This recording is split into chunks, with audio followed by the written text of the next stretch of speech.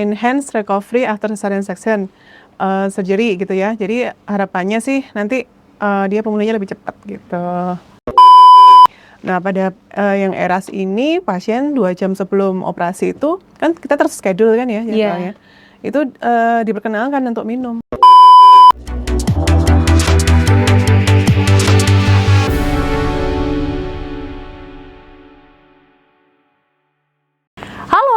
Sahabat Persada, jumpa lagi di program kita Ngobat, ngobrol bareng sahabat, ngobrol santai ditemani secangkir kopi. Nah, sahabat, kali ini kita mau bahas tentang persalinan yang lagi hit, lagi in, itu adalah persalinan ERAS yang akan dipandu oleh Dr. Nurfianti. Halo. Dokter, boleh disapa dong sahabat-sahabat Persada. Halo semuanya, sahabat-sahabat Persada. Ya dok, kita mau langsung di poinnya aja ya dok. Boleh. Sebenarnya ERAS itu persalinan yang gimana sih? Nah, kita mau tanya itu dulu deh dok. Persalinan ERAS ini berarti ini ya persalinan yang secara sesar ya. Oh, sesar ya dok. Operasi berarti ya dok. Operasi. Ya. Nah, memang berbeda ERAS sama yang dulu. Yang sesar biasa, itu ya dok. Yang sesar biasa. Ya, terutama ini ya dimulai dari persiapannya, selama operasinya, sama setelahnya itu berbeda. Jadi mengapa dia punya nama yang beda? Sendiri, ya, dia tujuannya adalah untuk enhance. Jadi untuk artinya kan enhance recovery after cesarean section surgery gitu ya. Jadi harapannya sih nanti dia pemulihannya lebih cepat gitu. Perbedaannya apa ya dok yang bikin ERAS itu beda sama SC yang biasanya? Ya, perbedaannya ya cukup lumayan ya ada. Jadi mulai dari sebelum sebelum sesarnya itu. Iya, sebelumnya persiapannya. Biasanya kan kalau apa dok, obat-obatnya atau apa yang harus dilakukan pasiennya gitu dok? Yang pertama jelas kita pasti harus ke pasien dulu ya. Seperti apa prosedurnya. Jadi kalau misalnya belum pernah sesar kan kita harus jelaskan dulu. Kalau sesar yang normal, yang biasa seperti apa, yang ERAS seperti apa. Jadi misalnya ini kayak persiapan ya. Persiapan tuh bedanya adalah di puasa kan. Nah, di puasa itu biasanya butuh waktu sekitar 6-8 jam. Nah, pada yang ERAS ini pasien 2 jam sebelum operasi itu kan kita terschedule kan ya jadwalnya. Itu diperkenalkan untuk minum. Oh gitu ya dok? Yo. Ih enak ya dok, berarti ya kemarin kan saya juga SC ya dok, itu puasa memang 6 jam gitu. Kalau ini masih boleh minum ya dok? Iya, puasanya lebih singkat, terus ini 2 jam sebelum operasi itu minum manis gitu. Harapannya sih dia ada intake kalori karbo yang masuk ya. Setelah nanti operasi tindakan itu dia ada tenaga lah istilahnya itu untuk recovery-nya nanti. Gitu. Itu untuk persiapan nih. Pada prosesnya sekarang ya dok. Nah, untuk prosesnya itu berarti pada saat mulai pembiusan kan ya, pembiusan nanti itu dokter anestesi sebenarnya yang pegang ya. Pasti beliau memberikan anestesi yang beda, ERAS sama yang biasa tuh beda. Obatnya gitu ya dok? Iya, atau tekniknya? Kalau tekniknya kayaknya sama ya, masuk spinal semua ya. Cuma mungkin dari obat ya, kombinasinya gitu ya. Oh iya. Itu dari situ. Kemudian untuk yang bedanya di setelahnya lagi, itu nanti di mobilisasinya. Gitu. Bisa lebih cepat daripada. Ya, lebih cepat. Gitu. Jadi memang ada perbedaan antara SC ERAS sama SC yang biasa, yang normal, yang biasa dilakukan. Ada perbedaan alat nggak dok pada saat tindakan operasi itu? Untuk alat secara teknik operasinya ya, tidak ada perbedaan. Hampir sama semua. Semua sama ya. Mungkin yang berbeda adalah di supportingnya ya. Supportingnya misalnya mungkin pasien yang dengan ERAS, saya kurang paham juga ya, secara umum mungkin dokter anestesi mungkin akan memberikan dosis obatan yang lebih berbeda sehingga dia ada continuing misalnya gitu obat-obatannya. Terus kemudian untuk ada pemanas mungkin yang menghangatkan pasiennya seperti itu kan dingin ya biasanya ya. Nah, itu ada pemanasnya gitu banget. Terus kemudian yang alat yang jelas beda itu ini penggunaan pemakaian kateter. Kalau kateter itu kan biasanya memang diperuntukkan pasien ketika dia imobilisasi nggak boleh ke belakang gitu kan Iya, ya, kateter kepasang urin ya, Dok. Ketika dia sudah mulai bisa bergerak kan itu otomatis penggunaan alat itu udah mulai bisa dilepas gitu. Oh, untuk Minimalisir. durasinya berarti jauh lebih panjang atau jauh lebih pendek, Dok, kalau yang ERAX? Untuk Durasi tindakan operasinya? tindakannya. Iya. Kalau tindakan operasi durasinya sih relatif sama ya, antara 30 menit sampai 60 menit, tergantung bervariasi klinis kasusnya saat tindakan itu tadi, hampir sama. Udah makin hot nih, Dok. Boleh, Dok, kita ngopi dulu karena kita kan lagi ngobat, ngobrol bareng sahabat ditemani secangkir kopi. Kopinya harus dinikmati dulu. Monggo, Dok. Silakan, Dok. Relax aja, Dok. Ini kayaknya saya yang nggak relax, Dok. Redek ya? Iya. Ketahuan ya, Dok? Sama kok. Ini getar nggak nih? Bismillahirrahmanirrahim. Oke. Ya, kita mau lanjut lagi ya, dokter ya. Kan tadi kita lagi ngomongin tentang durasinya yang sama saja, bergantung kondisi pasiennya atau kondisi babynya. Emang ada syarat khusus nggak sih, Dok? ERAX itu harus yang bagaimana? Harus persalinan yang apa? Atau ini bisa untuk semua ibu hamil, Dok? Ibu yang mau melahirkan gitu. Kalau ERAS ini indikasinya jelas ya, harus yang tidak ada komplikasi yang berat. Itu jelas, Mbak. Jadi misalnya nih contoh kasusnya adalah pasien dengan tensi tinggi gitu kan. Itu nggak boleh, Dok? Iya, kalau tensinya tinggi kan dia ada resiko ya kita harus mengontrol tensinya terlebih dahulu, misalnya seperti itu. Nah, jadi nanti dokter bisa memilah-milah mana yang perlu boleh, mana enggak gitu. Dan intinya pasien ini harus yang terschedule, tidak bisa yang sito gitu yang datang udah kayak ini harus SC gitu, nggak bisa ya, Dok? Iya, karena kan persiapannya kan tadi kayak bilang 2 jam sebelumnya kan idealnya adalah minum dulu gitu. Jadi yang elektif ya istilahnya ya, pastinya yang elektif gitu. Komplikasi berat yang lain misalnya adalah ada perdarahan yang masif ya durante operasi gitu, atau ada resiko pasien itu punya perdarahan yang masif, sebaiknya tidak dilakukan ERAS seperti itu, Mbak. Terus kemudian berarti taunya dari kehamilan pertama ya, Dok, waktu persalinan atau gimana ya, Dok? Jadi kayak saya dulu riwayatnya berdarah-darah nih, Dok. Jadi gitu ya, Dok? Enggak gitu, yang sebelumnya. Terus kalau misalnya dia ada faktor resiko misalnya yang tadi saya bilang kayak misalnya tadi kan salah satunya kan preeklamsi itu. Iya. Terus kemudian misalnya dari riwayat sesar yang mungkin dia dulu sulit banget operasinya seperti itu. Dari riwayat pelengketan. Nah, atau juga dia ada riwayat operasi sebelumnya misalnya. Riwayat operasi di daerah perut misalnya, ada operasi kista, operasi miom, itu kan menimbulkan suatu kondisi yang berbeda di anatomi ininya ya, saat operasi itu bisa yang dikhawatirkan adalah bisa mengganggu gitu. Jadi sebaiknya memang harus konsultasi dulu ya, Dok, sebelum tindakan ERAX ya, Dok. Jadi walaupun sudah pernah operasi, tapi kalau pada saat konsultasi dan diperiksa sama dokter bagus, oke, boleh bisa langsung ERAX ya, Dok. Iya. Berarti kalau mau konsultasi sama dokter nih, di hari apa aja, Dok, di Persada, Dok? Bisa di ini dong. Ya, kalau di Persada, alhamdulillah jadwal saya Senin sampai Sabtu ya. Senin sampai Sabtu ada nih, ya. Nanti tinggal jamnya nanti menyesuaikan. Mengikuti ya, Dok. Ada yang pagi, ada yang sore. Ada pagi, ada yang sedikit siang. Ada yang pagi, ada yang siang. Oke. Berarti bisa fleksibel ya, sahabat Persada, bisa ngikut. Oh, kalau aku yang ininya pagi, yang sore bisa siangan sore itu ya, Dok. Oke, Dok, lanjut lagi, Dok. Kalau orang yang habis ERAX atau operasi ERAX itu mempengaruhi produksi ASI nggak sih, Dok? Tidak. Untuk produksi ASI tidak, karena secara hormonal kan source-nya beda ya. Oh gitu ya, Dok. Hanya saja keinginannya ibu untuk menyusui, jadi keinginannya untuk kenyamanannya ibu untuk menyusui kan berbeda. Semakin dia akan lebih cepat pulih, pasti kan dia harus nyaman untuk mengasihi gitu kan, mengasih ASI gitu kan. Nah ya, jadi dengan misalnya dia dengan tindakan sesar, menggunakan ERAS, pemulihannya dia lebih oke, nutrisinya lebih lebih baik gitu kan ya. Ya insya Allah sih menyusui akan lebih nyaman untuk ibu sendiri. Jadi tidak ada berpengaruh untuk mau ERAS atau normal atau operasi sesar biasa, tidak mempengaruhi produksi ASI ya, Dok. Lebih ke psikologis ibu dan nutrisi ibu, atau ada yang lainnya gitu ya untuk ASI ya, Dok. Oke, Dok, terakhir nih, Dok. Dokter pernah ada pengalaman nggak, Dok, yang menarik yang dokter mau sampaikan, mau share nih ke sahabat Persada?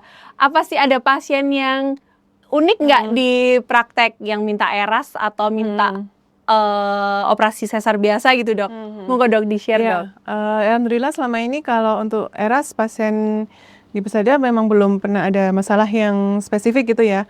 Malah pada pasien yang ERAS ini kan dia yang dia semangat untuk bergerak gitu ya, yang semangat untuk bergerak jalan, pengen pulih lebih cepat gitu kan ya. Dia udah bisa jalan itu dalam waktu 6 jam gitu kan, dalam waktu 6 jam sudah bisa gerak jalan.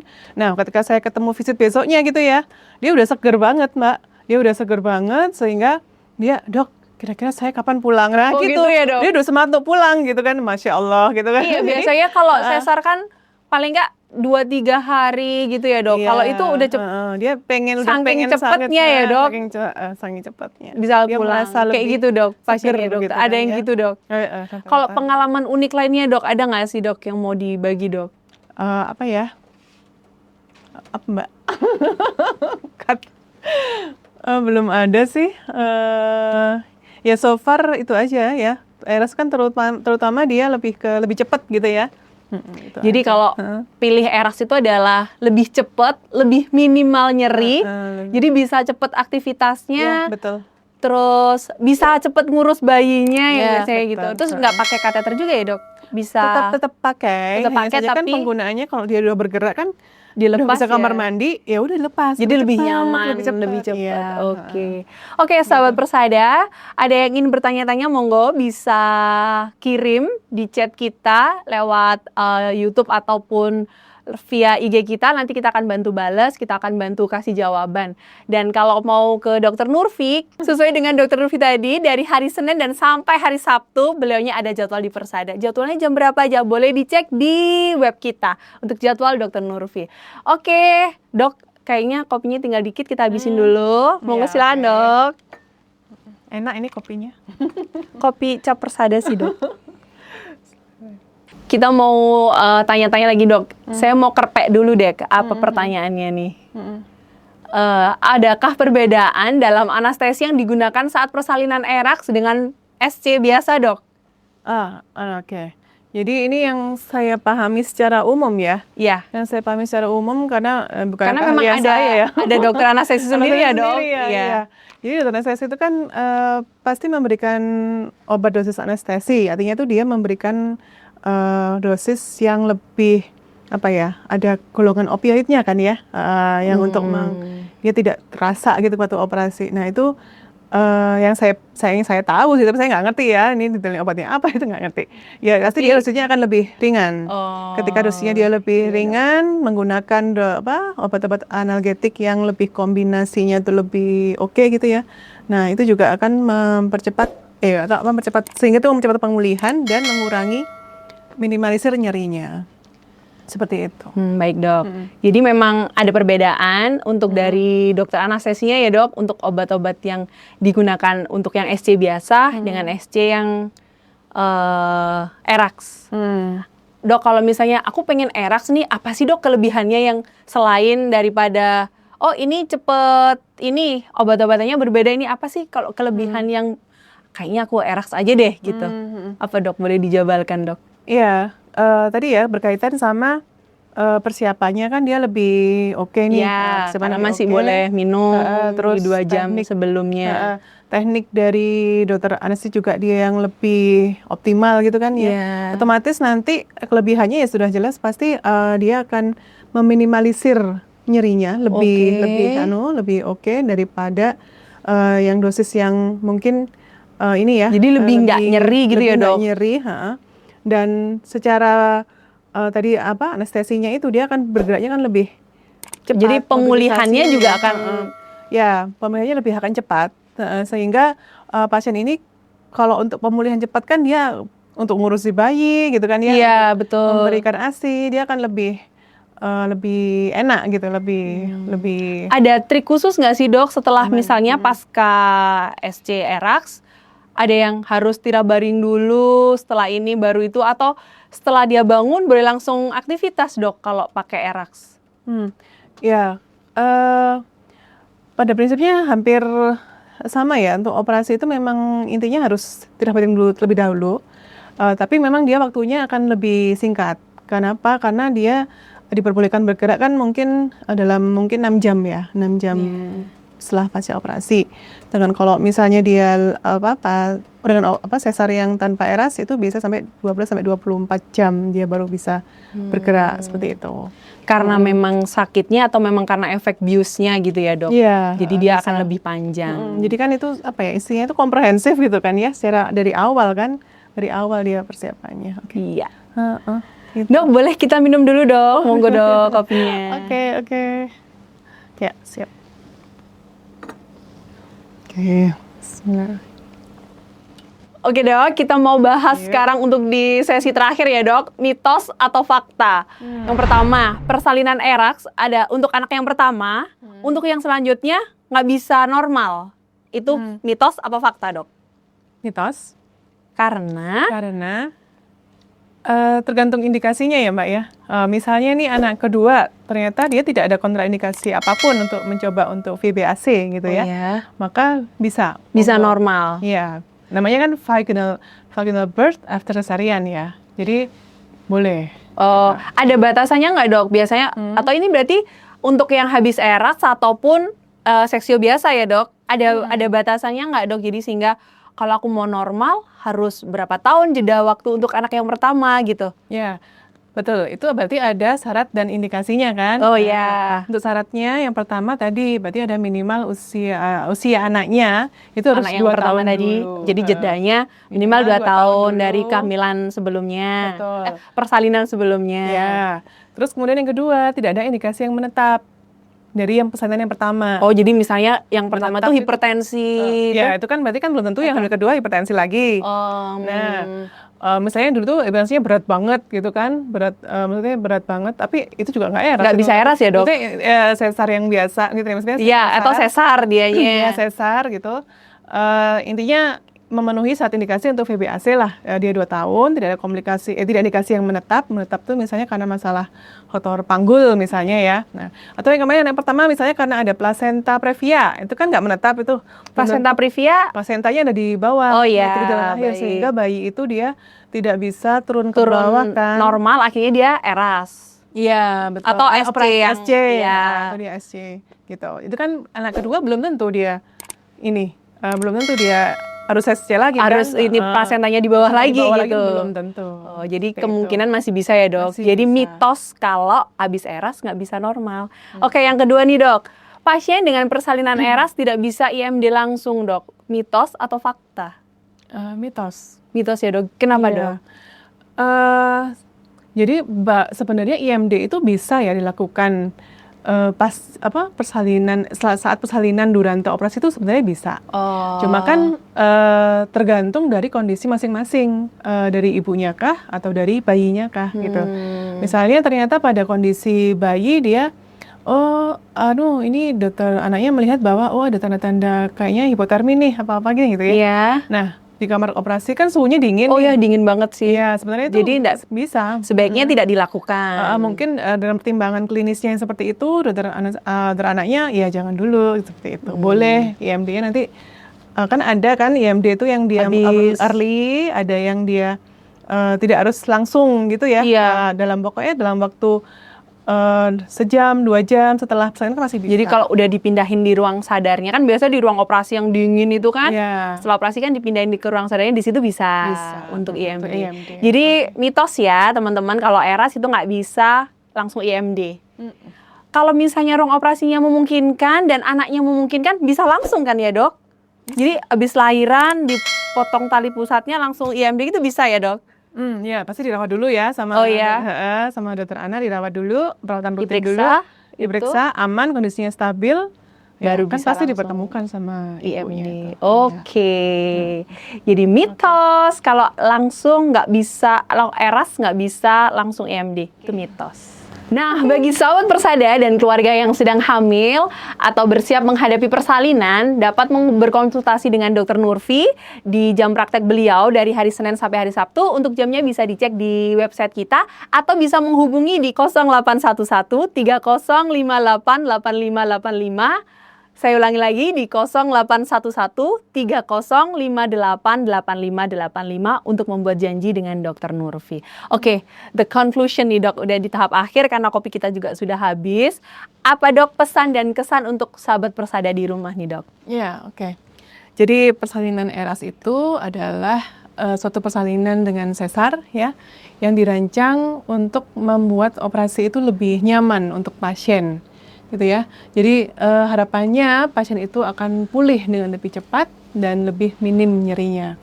Jadi jangan ragu untuk berdiskusi ya dengan dokter mengenai persiapannya bagaimana, prosedurnya seperti apa gitu ya. Dan ibu-ibu juga harus percaya pada dirinya sendiri gitu ya, bahwa oh nanti aku bisa gitu, nanti aku setelah sesar kan takutnya kan aku sakit banget gitu kan ya. Jadi intinya harus pede gitu kan ya. Harus tetap tenang dan siapkan diri dengan pola hidup yang sehat, makan yang bergizi gitu ya, supaya secara metaboliknya itu oke, nggak ada masalah gitu ya.